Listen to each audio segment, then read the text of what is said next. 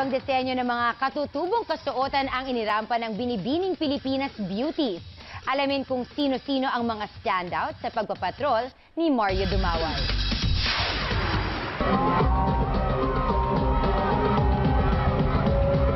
Gumalas sa tradisyonal na tahinan, terno at iba pang katutubong costume ang 40 candidates ng Binibining Pilipinas 2014.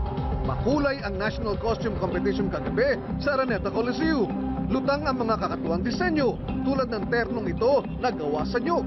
May hand-painted jeepney-inspired na gown at madramang inobasyon sa Igorot costume. Tinadtad din ng iba't ibang klaseng headdress at ornamento ang mga gown. Kabilang sa crowd favorites ang Muslim dress ni Farun Shah, ang dilaw na terno ni MJ Lastimosa at ang mestiza dress ni Chris Johnson. Pero sabi ng mga dating Binibining Pilipinas Queens, nasa galing pa rin ang pagdadala ang basehan ng mapipiling winner. I saw a lot of potential winners. Andun pa rin yung makikita mong bakas ng Pinay.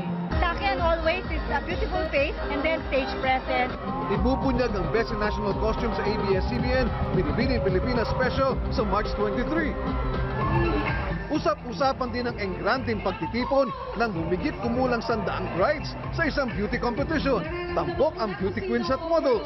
Mahigit 3,000 stylists nationwide ang nagpakitang gilas dito para isulong ang galing ng Pinoy sa pagandahan.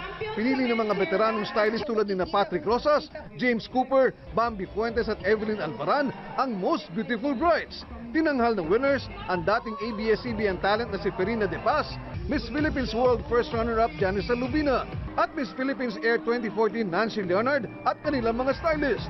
Mario Dumawal, Patrol ng Pilipino.